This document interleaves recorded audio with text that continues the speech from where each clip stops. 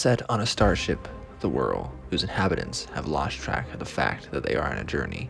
Indeed, their origins are mysterious to them. The starship's vestigial communication system is understood to bring messages from unknown gods.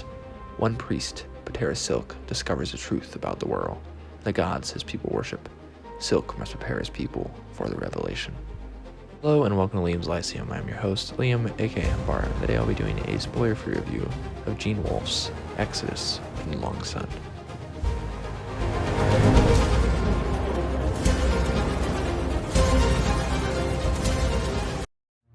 Exodus from the Long Sun is a 1996 novel by Gene Wolfe in book 4 of 4 in the Book of the Long Sun, which is kind of a tie-in to Book of the New Sun if you've read that, but you don't actually have had to read Book of the New Sun before this. Though, of course, if you're listening to this, you should go read the first 3 probably before you listen to this, because there might be some spoilers, of course, for those first 3 books.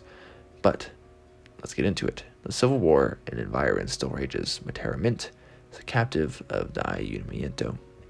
Chapter 2 brings us once more to Patera's Silk. And the story goes from there. Honestly, I don't have much to say about this one. I think the little intro I just read kind of gives you on the main idea of the themes here, where this journey, right? In Book of the New Sun, it's this idea that everyone is named after a saint. Here, it's this idea that we're on a journey that we've forgotten about. So it's very Catholic, and like, I'm not Catholic. I guess you could say it's Christian also as well. So it's very interesting. But there's the idea of faith as well. Faith in false gods, or faith in a true God. What does that even mean? What does that look like, especially in a society where they worship gods that, what we probably wouldn't call a god, right? So Exodus also here implies leaving a place of bondage. And since the world seems connected to Typhon of the monarchy on Earth, right, since this takes place presumably before New Sun, for all we know, it could be taking place at the same time. This is further away. Then this rather is not a good place, right? Or maybe more precisely, it's only a temporary residence, this Long Sun.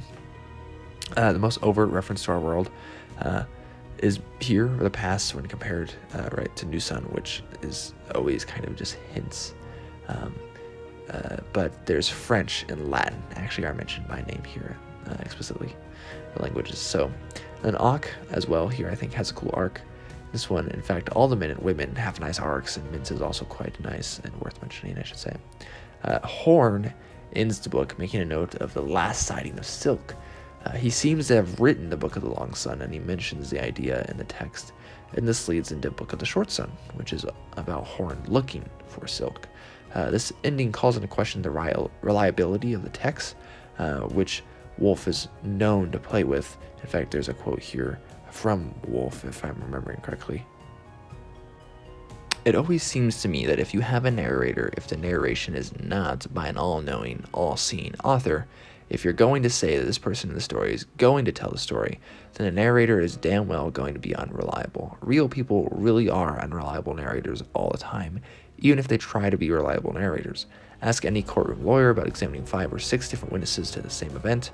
The 5 or 6 witnesses are all trying to tell the truth, but they have all seen different things, or in some cases think they have seen things that are not, in fact, there. So anyways, that's a quote, I believe, again, from Wolfe, though I review my books so long after reading them, I can't remember exactly where I grabbed that from.